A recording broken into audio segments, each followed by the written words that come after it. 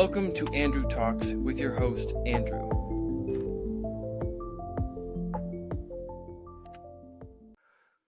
Welcome back to another Andrew Talks.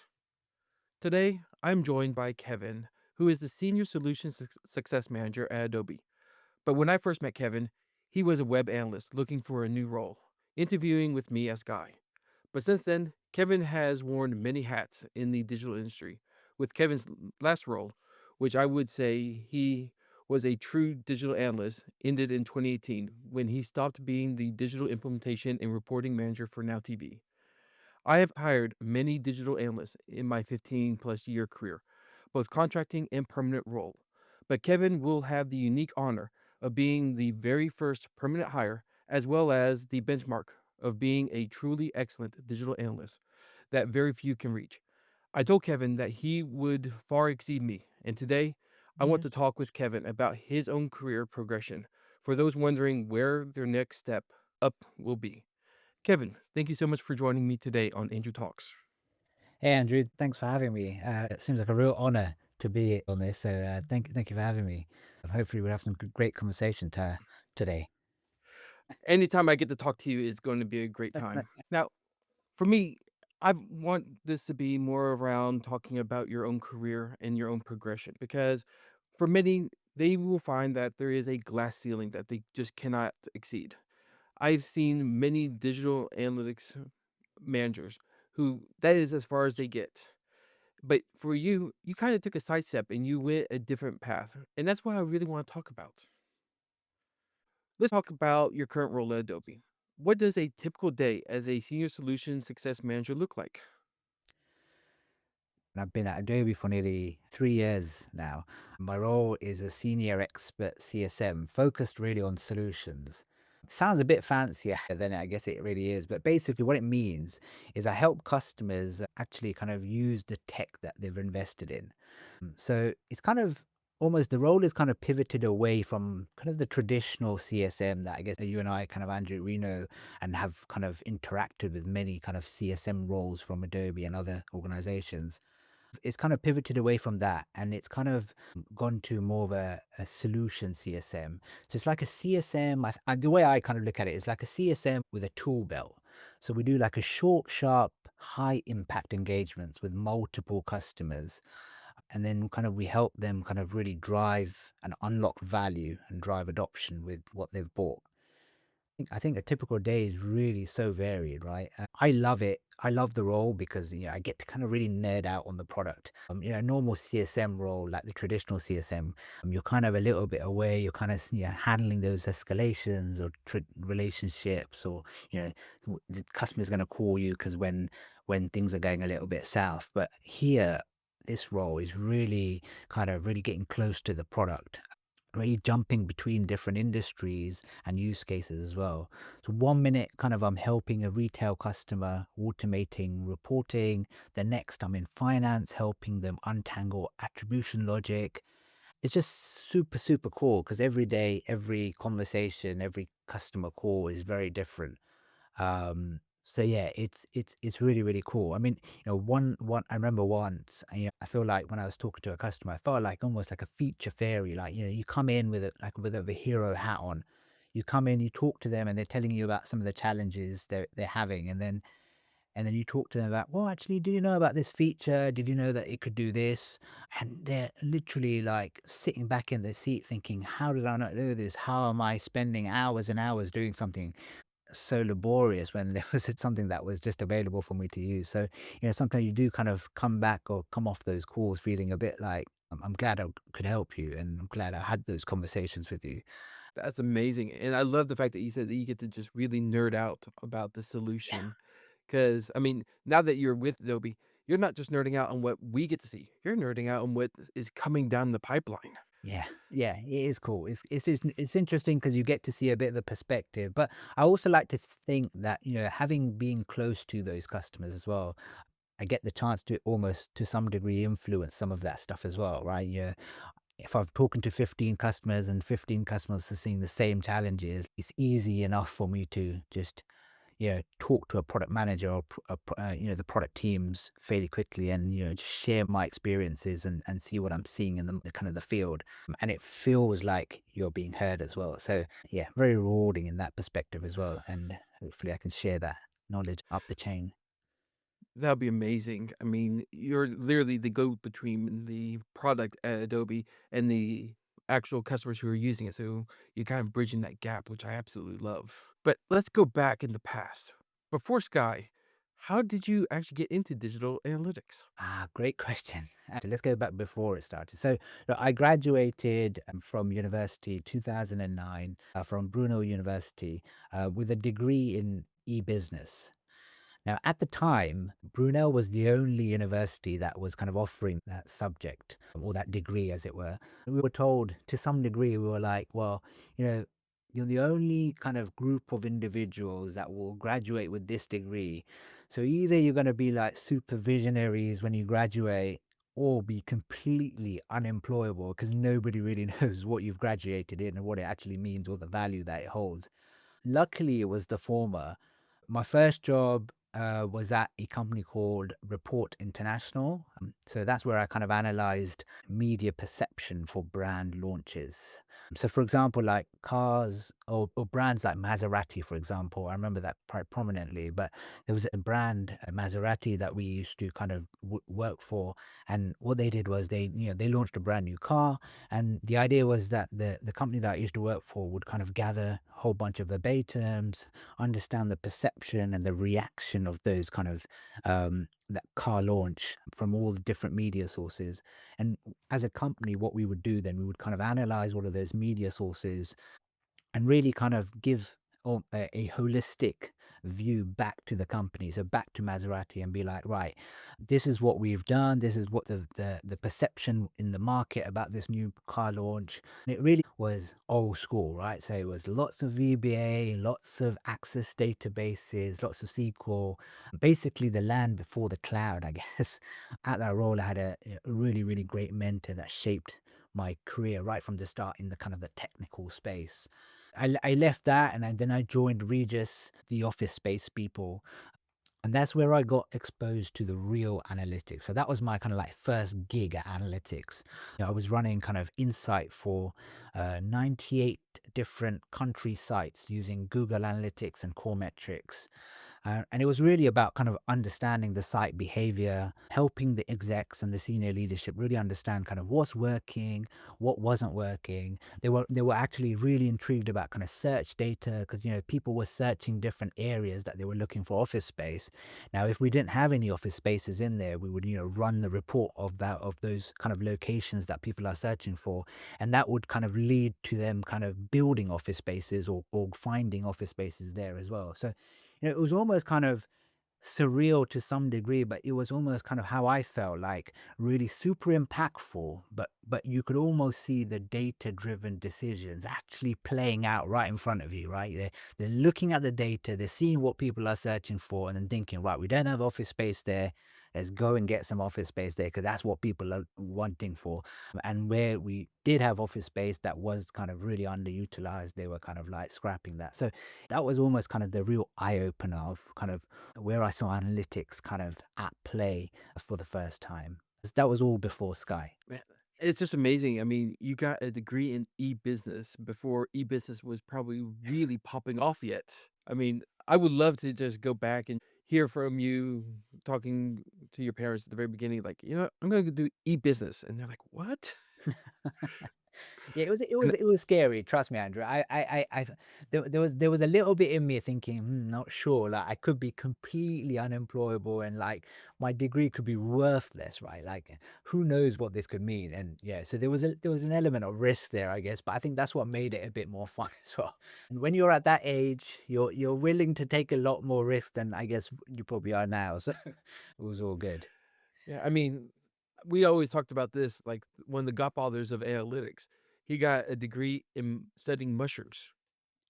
And he became one of the most famous digital analysts of all time. I was like, "Wow, how do you go from mushrooms to now, how many sessions did we have yesterday?" Amazing. Now let's start talking about Sky. So what enticed you to leave Regis to come for a role at Sky? Towards the end of my tenure at Regis, they were going through a massive reorg, but also a massive technology transformation as well within their organization. They were kind of moving away from kind of the core metrics. They had Google Analytics. They were looking at kind of doing RFPs for kind of Adobe Analytics. And it was that time when I was kind of researching, helping, supporting the RFP. It was just that understanding of kind of, what is Adobe Analytics, and it was quite intriguing. At the point where the transformation was happening, I felt like I wanted a bit more exposure than I actually did, and I felt like the team that I was in, I felt the objectives of the team were changing a little bit. Having done that for a while, it meant that there's probably other places where I could kind of broaden my horizon and my experience a little bit more and a bit faster as well, which is why I kind of was looking around, and that's when Sky came along. I still will remember our interview, going through the CV, and I was like, "You know what? There was one thing on your CV that really stood out." I was like, "You know what? I have to ask about it." And I would love to know how many times people asked you during interviews. You were on Harry Potter, and I was like, "You know what? I love the Harry Potter series. I have to know more about Kevin the wizard." Oh, the Harry Potter. The Harry Potter, is something that always comes up on probably every interview I've had, which is, I guess, a good thing in a way, because it's a great story starter, a conversation starter. But, I think so for me, that was my kind of like almost kind of brush with movie magic, like being that in that stardom for a little while. It started back in kind of when I was in high school, actually, back in kind of 2001, 2002, I guess. So I got my acting license. So I was doing GCSE drama. The directors for the Harry Potter films, I believe the first and the second films had the same director, but when it moved to the third film, so when they started to record the third film, there was a different director, and he had a different objective, and he wanted to kind of have a more diverse background in the film, and he wanted to have a whole bunch of other kind of, I guess, objectives that he was trying to fulfill. So, they came to my school and they wanted to kind of see, whether there were any potentials that could potentially be part of the film. And it was all very surreal at the moment. It was like, somebody sitting there in your drama lesson. It's almost kind of like people scouting. They're sitting there just looking at what you're doing. And we were just kind of doing our usual thing. And funnily enough, I got picked after my kind of third drama lesson. And they were like, "Yeah, it'd be great if you can kind of start to attend some auditions." And it was again still very surreal. But I went through nearly 12 auditions, if I remember correctly. And when I went through those 12 auditions, I mean, they were super, super hard, Andrew. Like, I almost some of the hardest things I've done in my life, actually, where you're put, almost like X Factor times 10, right? It's like you walk into a room, there's about six people sitting on a desk, and there's a cross marked on the floor with white tape. You have to stand on that tape, and then they basically give you a scenario. So they say you've walked into your house and you see your mother collapsed on the floor in the kitchen, and then they snap their fingers. And at that point, you got to be in character and you got to just improvise. You got to just work out what you're doing, and it was super hard because you're trying to force the tears to come out of your eyes.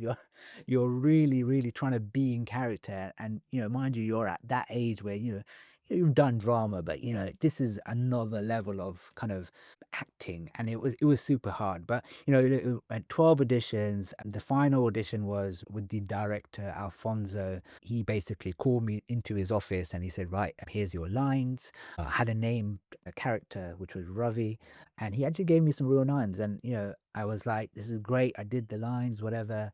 And in my mind, I'm thinking, "This is it, Hollywood. Here I come!" Like, I was super excited. Like, this is it. And then, like many budding young stars, I got a call and it said my scene had been cut. So the lines, that bit that I was supposed to say, were that's kind of no longer going to be in the film. And it was brutal, right? Because it was like, "Oh, what? Are you kidding me?" Like, after all of that, like, I get cut out. But there was a plot twist. Alfonso, the director himself, called me and said, personally, actually, and he said, "Look, I really, really apologize. Like, we had to cut it. The film was getting too long and they had to cut that bit out. But he said, look, I really want you to be be in the film. So, he managed to sort me out. I got a acting license. I had to get it all signed off from school and take time off. And then they put me in the scene where I was kind of in King's Cross on the actual Hogwarts Express, brushing shoulders with all the stars. It was a surreal experience. Just, I didn't have a wand or a robe, but it was an amazing experience. You go through you costume and makeup and everything. I had a chaperone. It was an amazing experience. Like by far one of one of the coolest things I've done, I think, outside of kind of my professional career, I think. And it was amazing. It was amazing. And the funniest bit is, and I don't know whether I should say this on it because probably lots of people will hear it, but the funniest thing was the first question Alfonso asked me when he met me was, "Have you seen the Harry Potter movies?" And I was like, right, this is a massive dilemma for me because one, I was not a Harry Potter fan. I hadn't seen the Harry Potter films, one or two. Um, and I had to kind of like, yeah, I like them. And just hoping that he's not gonna ask me, "What do you like about them?" or "What scenes do you like about it?" I was just like a massive risk, and at that age, I was just like, "Yeah, I wanna get in, so I need to do whatever it takes to get in." And it was amazing, it was amazing. So, yeah, that was a funny kind of twist to that. Well, until today, to be honest, I don't think I've seen the full 3rd movie even till today, apart from the bit that I was in. So, maybe one day with a butterbeer in hand, maybe. Not just that, you need to watch the movies, but I do know that you have gone to the Harry Potter studio tour. I have indeed, yep. But you went through 12 rounds of interviews. I First off, that must be the longest interview process you ever went through, because I know whenever you and I did it, it was 3, 1 on the phone and I think 2 in person. Yep. But man, I'm almost wondering if we should change the title of this episode now to "The Many Hats of Kevin." Oh gosh. But you were my very first permanent hire at Sky, and between both of us, we really did some amazing things at Sky. We grew the team massively, and I just wanna spend a little bit of time talking about our time at Sky. And I will always remember the very first project I put you on was with the interactive Skybox, because I wanted you to experience something I knew that you would never have before, and that was, how do you put analytics on something where there's no web or anything? It was completely no JavaScript. You worked with a developer, and it was a direct call to Adobe. 100%. I mean, I think Sky, has a real special place in my heart actually. Yeah, almost like, we had, it was just you and me, right? When we started, then we built Yes. out this massive powerhouse of team. We had Narinda and Victor and Mega and Matt and just a great set of good, clever, amazing humans, right? Like big shout out to all of them. It was a phenomenal experience. That project you put me on the interactive box, um, was phenomenal, right? It was so different. Just the idea of thinking about what analytics to track and how to track it and just the real thinking behind it was phenomenal. And I think I went back, or maybe just before I left, I was talking to the team at the interactive guys, and I think he messaged me or something, and he was saying to me like, we're still using your SDR document or your document that tells us exactly what tagging we've got in their interactive box. And yeah, it was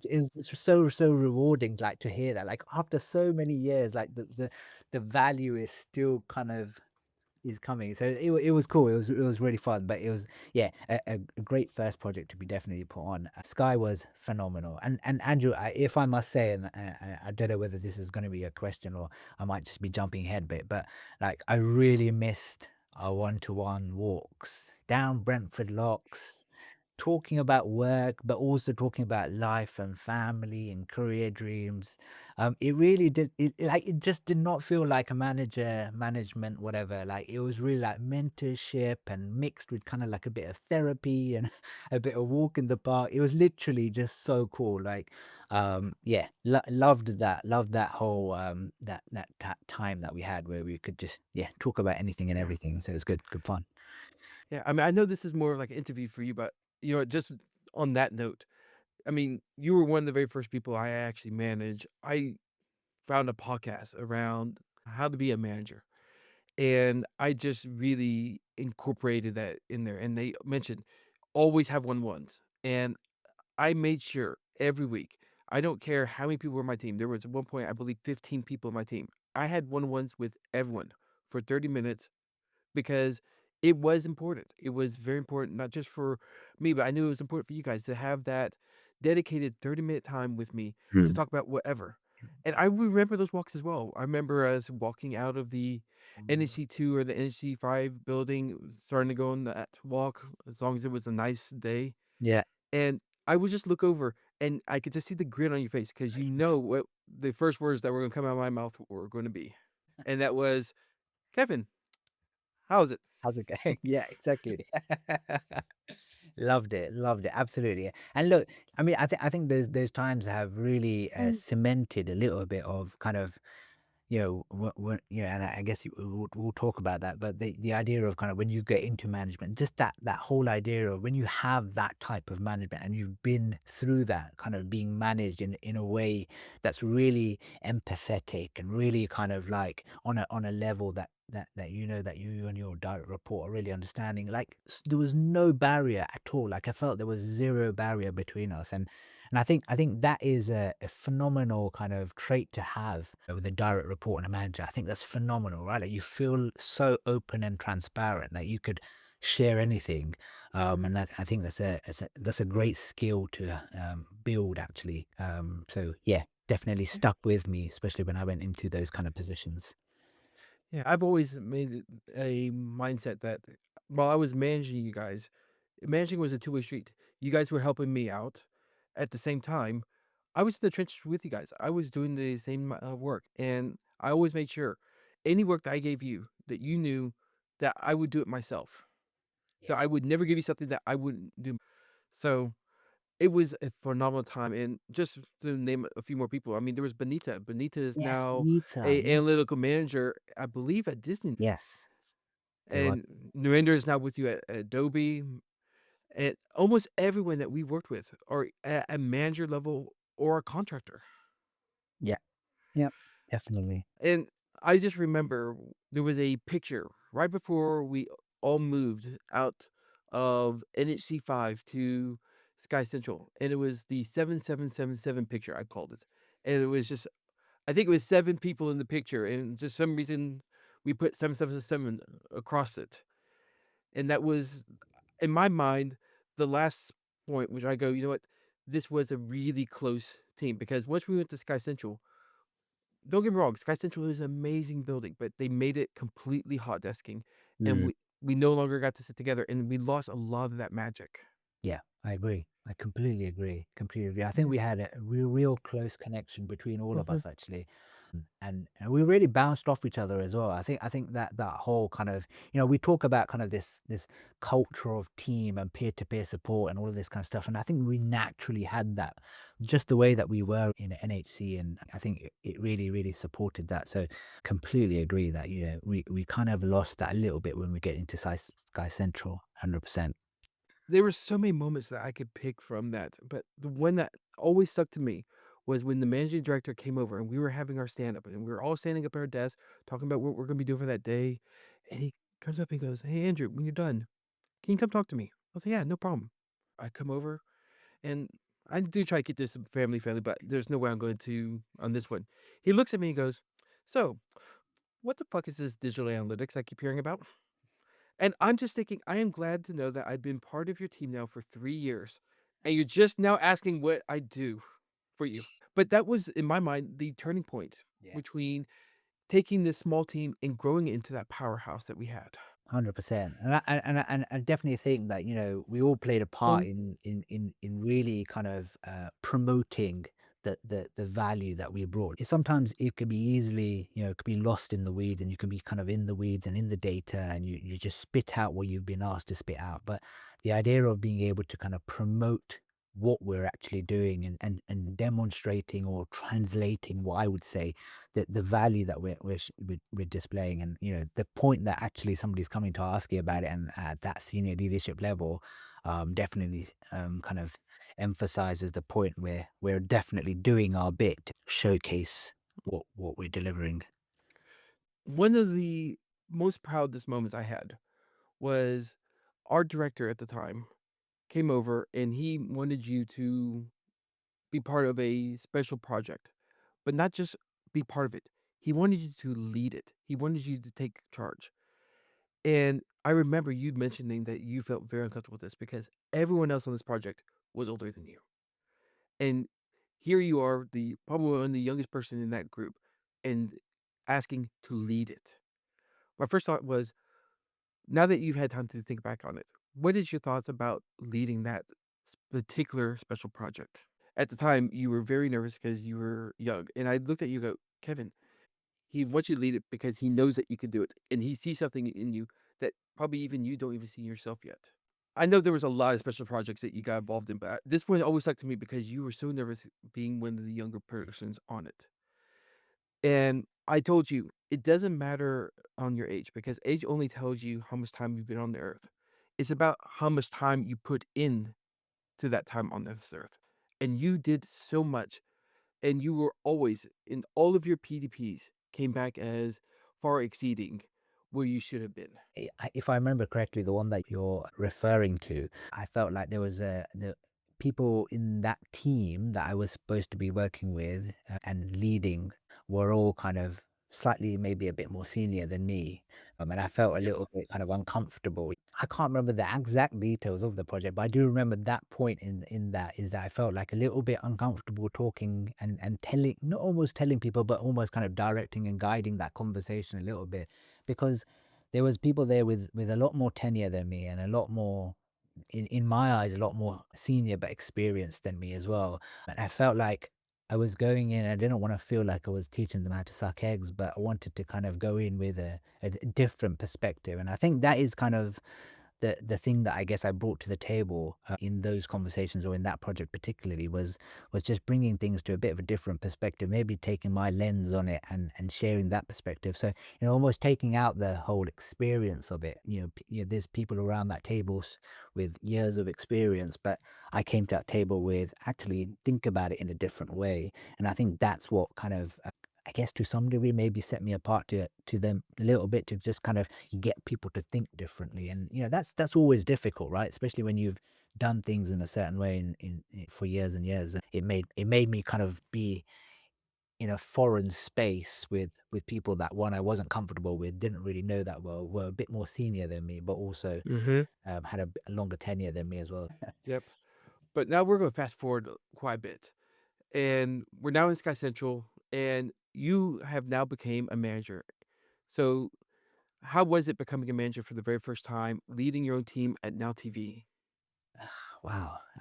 So yeah, I really remember that, right? So 5 amazing years at Sky, right? It was time for something new. I still remember actually walking with you in one of the car parks, and you nudging me because I even mentioned it to you, saying, Andrew, I'm thinking about applying for this, and you were like, yeah, 100%, go for it. To be honest, I'm really glad I listened. Right, I was quite nervous because I still didn't feel in my tenure or in my career or where I was at that time. I still like, am I ready for that next step? And I just didn't know. And sometimes it does take a little bit of a push. And I think Andrew, you were my little push at that time. Was like, just do it. I think you can do it. I joined as an implementation, a reporting manager, leading I think a team of about 6 people. So it was my first real kind of management gig, really. And honestly, it was like a baptism of fire. Like seriously, like you quickly learn as a manager that it's not about you shining anymore. It's about making the team shine. You want them to succeed because when they look good, then ultimately you look good too. And I think I was quite lucky actually because the people that I were managing, I built some pretty good relationships actually beforehand as well, so I knew them quite well. So that made it a little bit easier to kind of settle in. But, I had some amazing managers myself, so I knew exactly where the bar was. But, Andrew, it really wasn't all rosy, right? Like, things can be masked so quickly, right? And, my first year, I had to learn to have some kind of tough conversations with people in my team. coach them and coach some direct reports, have some support plans for some team members. And on top of that, had kind of really had to manage some hard conversations as well, right? So I had some redundancy conversations that I was involved with. And as if that wasn't enough, I also had to navigate some IR35 changes to those contractors that were in my team as well. So it was really, really hard. And then, towards the end of that, I had also had restructure conversations as well. So it was super, super hard. Like, you have the positive and all these things that go really well, but then you have to have these other sides as well. And that was really hard, having those conversations, especially when you've never done that gig before, right? It's understanding and how you quickly adapt to do the best for the team, even though sometimes it means that you're stretching yourself and putting yourself in zones that maybe you've not been before. So it was like a crash course, really, for me being a manager, where everything was like thrown at me. Not only was it thrown at me, I guess it was also hitting me as well. Overall, I think it was a super, super rewarding role, one I learned a lot from as well. I guess I came out super strong and a lot more empathy and perspective, really, and I guess appreciation for those people in management, actually, because that's something that happens all the time, I guess. And I seen one perspective of it. It was almost kind of a crash. That time I had in that role was like a super crash course of all the great things that can happen, and all the kind of tough things that could also go wrong as well. So yeah, amazing role, but lots to learn from. Yeah, I still remember the major restructure that our team had where we actually all got divided up into multiple little teams. Yeah, So, I mean, I went from that powerhouse of 15 to I literally had almost no one reporting into me. It's one of those things, it's always hard because you always wanna protect this team and you want to make sure that they do their absolute best.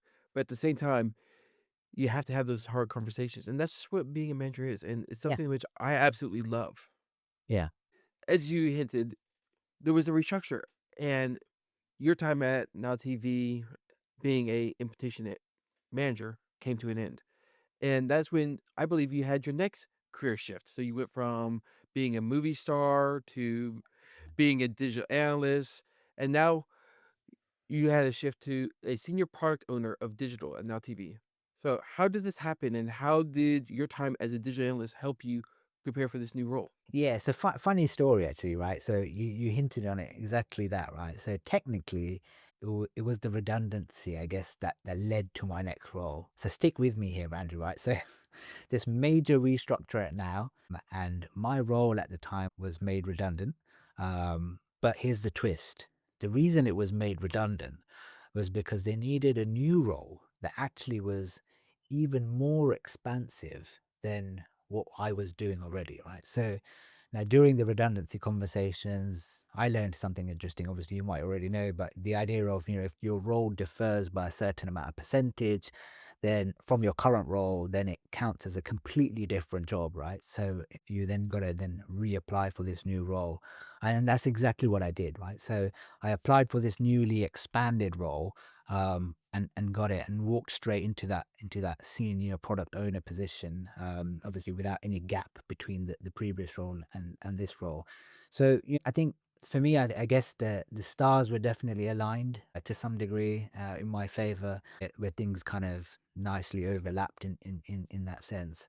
But the role was a complete shift, right? So I went from kind of crunching, or at least my team crunching, the data in the weeds, and really and then I kind of almost kind of like took a helicopter out and like started looking at the bigger picture, the entire customer journey. So I was looking at almost taking, I wasn't kind of really looking at the dashboards and the metrics. I was kind of knee deep in kind of UI design decisions and customer pain points, and debating accessibility requirements, and I don't know, weighing up revenue impacts for the week. And it was almost kind of like a whole end to end kind of looking at exactly what is the impact across the whole thing. That was kind of, it was a prime time, actually, the role, that role shift. And almost kind of the reason why I guess that new role was created was because 2018, that was kind of right when kind of Comcast bought Sky. So there was the timing couldn't have been kind of more chaotic, to be honest, or exciting, however you want to look at it. But it was, transformation was like the buzzword in every conversation I was having, really, with anybody on the floor, and kind of really found myself in the thick of it, really, working with teams who were building kind of the Peacock, which was kind of like the now TV equivalent. So, we had some super spirited kind of debates on how we do things at Now versus how they do things across the pond. And it was intense, right? It was sometimes it was a bit mad. I genuinely really loved it, right? There was a lot of chaos, but within the chaos, there was times where I felt like even within the chaos, I was able to kind of give a bit of value. And that's what was a bit of the reward for me, right? I was be able to show what we do, how we do things, why we do things, and justify why we do things.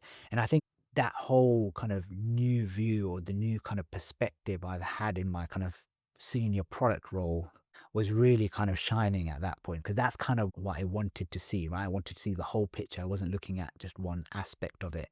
And I had a super great manager, big shout out to Bruno actually, if he's ever listening. But yeah, he was super cool. He was really great. He had my back every time.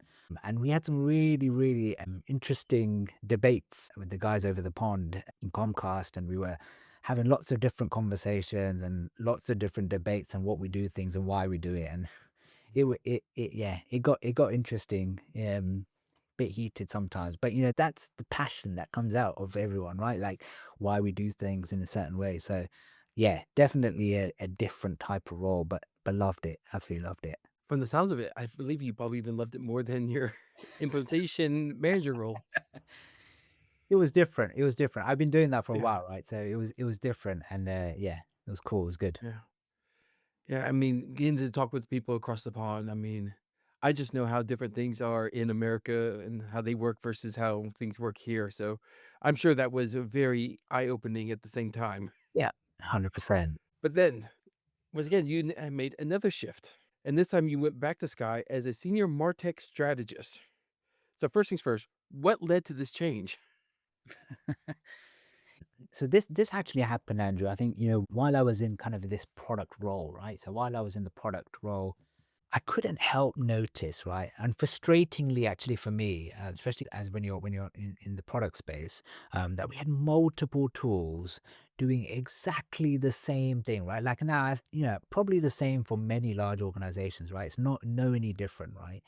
But for me, it was like, when I'm talking about 4, 5 different analytics platforms, 3 or 4 different heat mapping tools, 3 social media management systems. Like, it was crazy. And we're talking about all of this in, compared to Sky, now was fairly kind of smallish, right? And the fact that you've got that many duplicate kind of platforms and features that are overlapping was mind-boggling for me, right? So, literally, it felt like every corner I turned, there was another tool doing exactly the same thing the other one did. Nobody really owned one. Everyone kind of owned everything. There was no agreed, like, this is the tool we go to. It was just, for me, it felt like just a growing pile of tools, and eventually it's just, growing frustration. And that's kind of where I felt, right? So, while I was in that role, I took it upon myself actually to do a bit of a stretch project. So alongside my product roles, I was starting to map out a little bit everything, right? Where do the tools sit in the kind of whole MarTech space? So I almost started to build out kind of a MarTech family tree, as it were. I think that really helped conversations with kind of this whole Comcast group, but also the Peacock group. And it was just able for me to be really clear on what we have, what we don't have, what we use, what we don't use, all that kind of stuff. And it really started to make a bit more sense to me. So I kind of did a stretch project, but it was really like for me to understand the landscape a little bit more. And, the word started to spread actually. Our mutual friend, Nick Redding, a massive shout out to him. So he introduced me to Miriam Visvari. So she was the Sky director of digital data, and she saw a massive amount of potential. And she was like, the timing couldn't have been better, right? With Comcast and Peacock, tech being integrated into Sky and vice versa. even more tool duplication was inevitable, right? There was just so many different tools that they kind of inherited and we inherited and reused. So before I knew it, I was seconded into kind of this global role as this senior Martech strategist, to basically do that stretch project that I was doing at now, but at a global level. So, looking at the Martech across all Sky territories, so that's Italy, Germany, Australia, as well as kind of Peacock and Comcast, and really starting to map everything together, right? So, what tools do we have across the group? Where do we map it? Who's owns it? Literally, almost kind of that tree of kind of tools in our kind of Martech landscape. And the idea was to come out of that with a massive kind of holistic view on what we had. So it was a mountain of a project, right? Generally, one that was, I guess, most fascinating that I've worked on, because the amount of people I had to talk to and the amount of teams that I had to reach out to was phenomenal. Like literally phenomenal. And like almost kind of, it was like I got the front row to kind of how tech is used and misused in some instances. And funnily enough, I also discovered just how territorial like people can get when you ask them like, why are you using this tool? And he was like, why are you asking me this question? And literally like everything's pushed off the table and be like, who are you and why are you asking me this? What are you going to do with this tool? Like it was so territorial, like it was crazy. But yeah, definitely an eye opener type of role, but it exposed me to so many different people, teams, and departments across the whole global organization. So yeah, that was my Okay. role. I mean, come on, being a digital analyst, you know you don't try to talk about someone else's toys and ask them, "Why do you have this toy?" Yeah, I should have known better actually in those conversations. But it was to some point you get frustrated, right? Like you've got this tool, and in some teams they had three different tools all in the same team. Like how do you have this all in one team? Like mind boggling. But did you ever imagine that your pet project in LTV would actually lead you to be seconded to this global role? Yeah, yeah, it was big, and definitely did not expect that at all. And like I said, a big shout out to Nick who kind of saw this and he was really intrigued, and he came over and said like, "Show me what you're doing," and he was like, "This is exactly what we need." Like, and I was like, "Right, this is leading to something." So it was great. It was great. Yeah.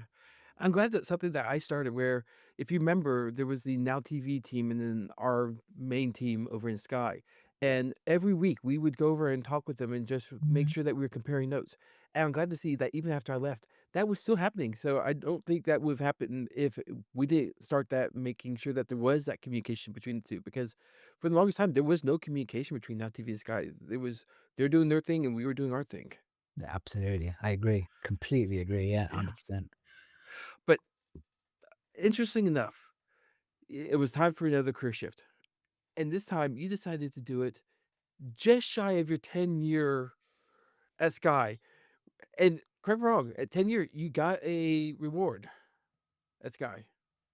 Did I they keep that up? Whoa. I think I just missed it, didn't I? I think. Yeah, Yeah. because So you left, I think it was like July. 9 years, 10 months, I think. Yeah, exactly, exactly. I literally just missed it. But what made you decide it was time for a new shift and a new hat?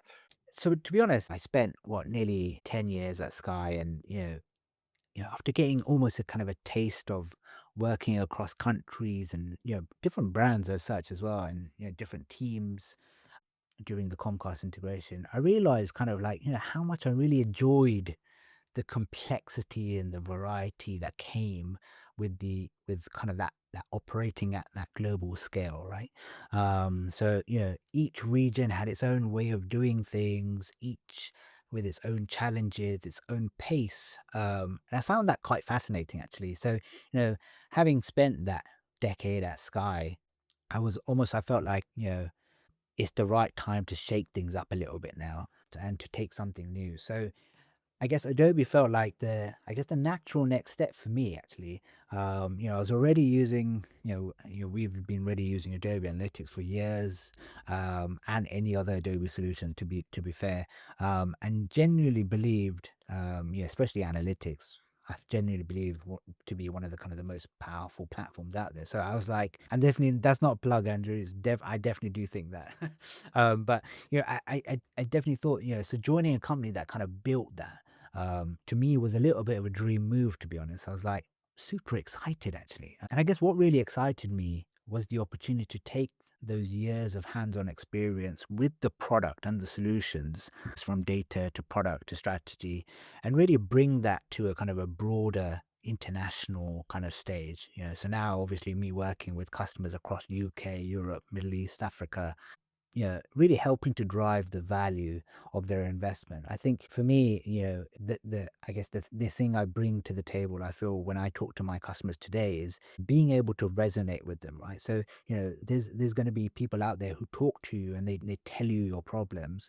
And if you've never used a solution, you've never gone in and built things, you've never kind of interacted with the solution, it's great to understand those and it's just reporting them back to somebody who does understand it. But when for me, I feel like when they're telling me, I actually can resonate with the challenges. I'm like, yeah, do you know what? I actually do feel that I can see how tiring that could be, or I can see how exhausted that could be, or even you've got an escalation for a certain thing that's not working. Like, I can understand the frustration behind that, and I think that's what helps me relay that back into teams and engineering and people that I need to talk to on my side of the business to be like, do you know what? This is really tough for them, right? Because they can't do this, this, this. And sometimes almost I can almost start to kind of share a little bit more extra context that maybe the customer maybe didn't even share. But the idea is that me be able to kind of really see and hear and understand what they're talking about. So yeah, look, I mean, I think it was just felt like a real natural step, kind of moving to Adobe. I think that was the real feeling behind that. I think it was a perfect fit, and let's just admit it right now. You're smashing it at Adobe because Andrew. I'm going to read one of your posts from 8 months ago. Oh God. I'm truly honored to share that my keynote presentation, The Ingredients for Customer Success Magic for Customer Success Festival Las Vegas 2024, has been selected as one of the highest rated speaker sessions from 2024. And now, correct me wrong, that was also the first time you actually presented there. To be honest, it was a bit of a surprise, and it taken me aback a little bit because I was a bit like, "What? You can't be like, no way." My managers actually, yeah, in Adobe today would know. Like, I was so nervous.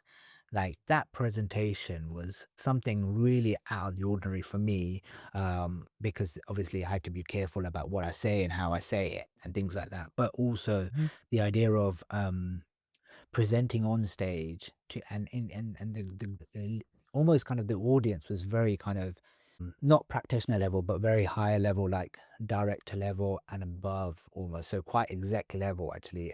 Like 70-80% of the audience is at that level after, and then you get the heads of and everyone below that. And it was tough because I was like, I've only been at Adobe for a few years. I've only done customer success for a few years. These people in that room probably have got decade or more experience in that space.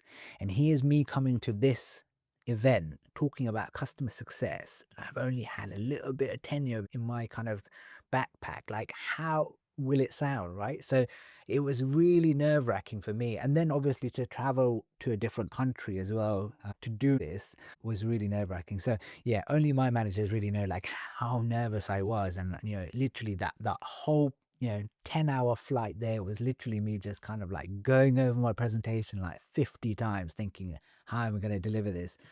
So I was super surprised when it came back to say like it was, yeah, one of the top ones. And I was just like, wow, that is pretty.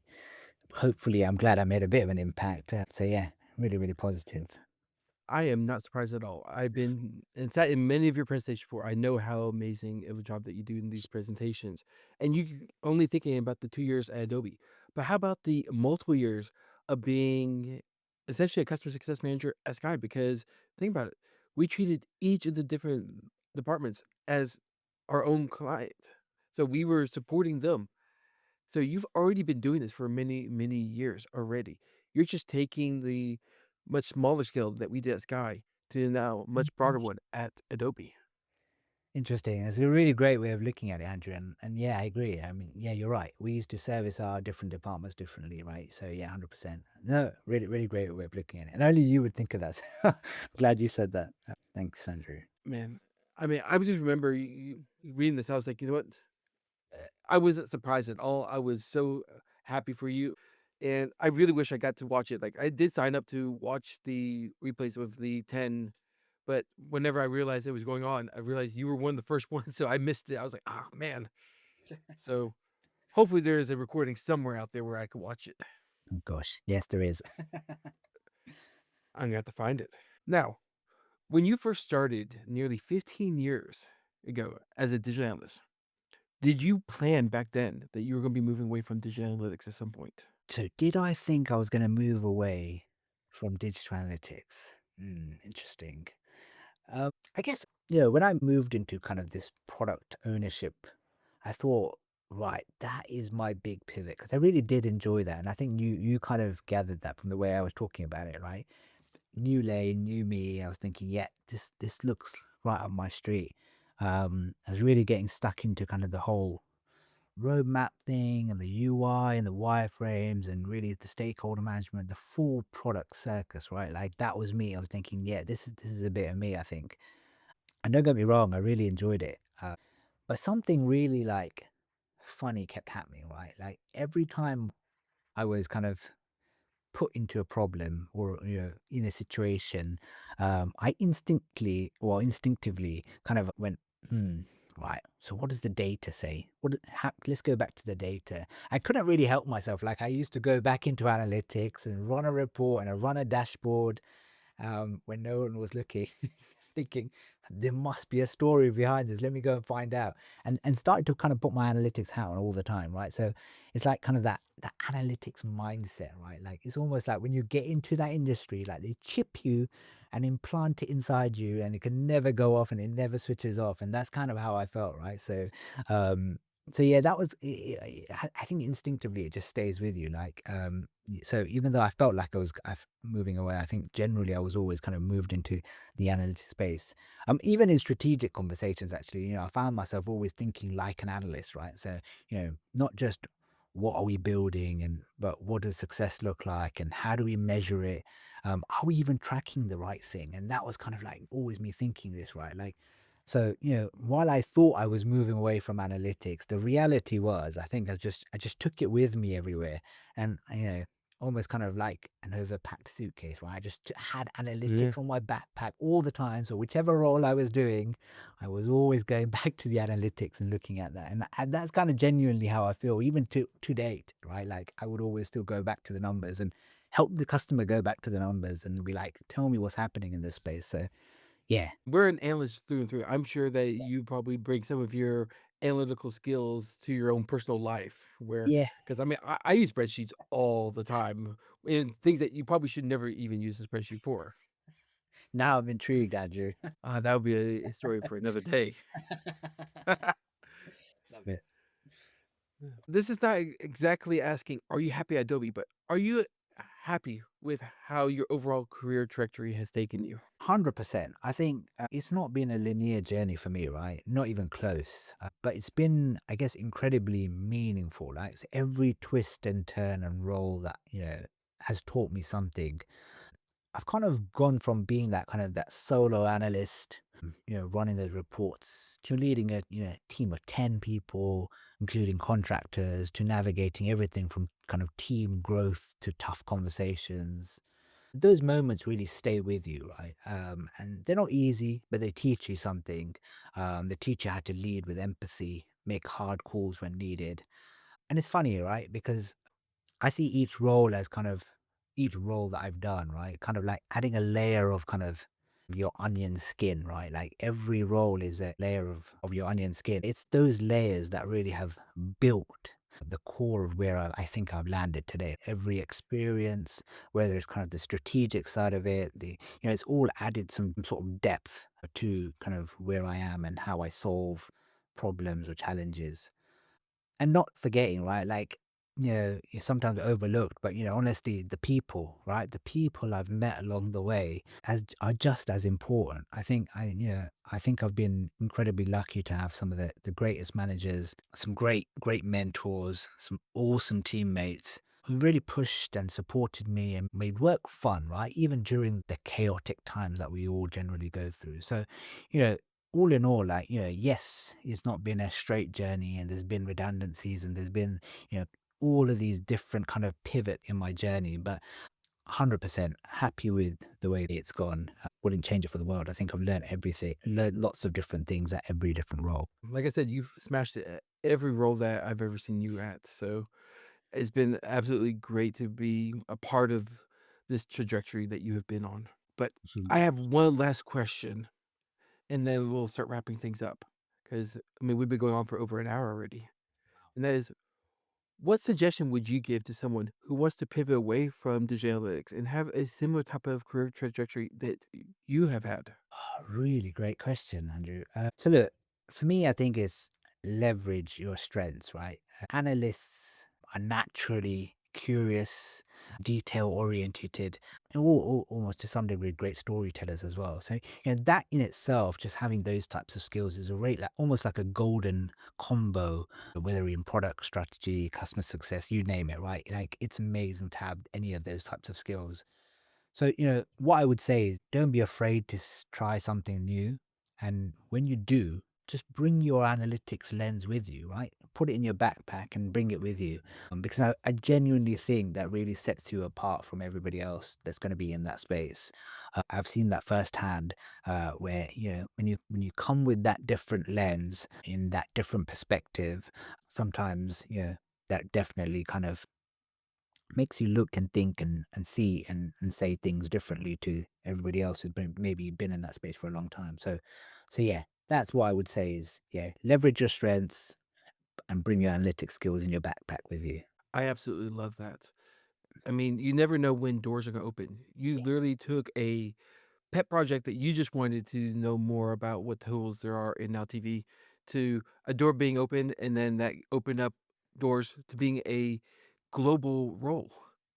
You never know what opportunities are going to open up, and you just have to take it. Never be afraid. Never think about, am I ready for it?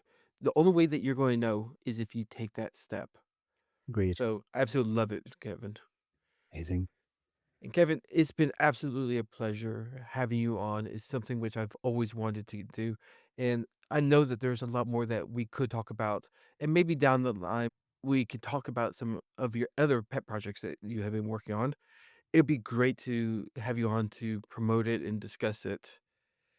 100%. No, look, Andrew, it's been an absolute pleasure and it's been an honor actually to be on your podcast. So thank you for having me. Hopefully it was interesting and hopefully it was a slightly insightful to people listening as well. So yeah, give me a shout. Otherwise, great to be on here. Thanks, Andrew. Really appreciate it.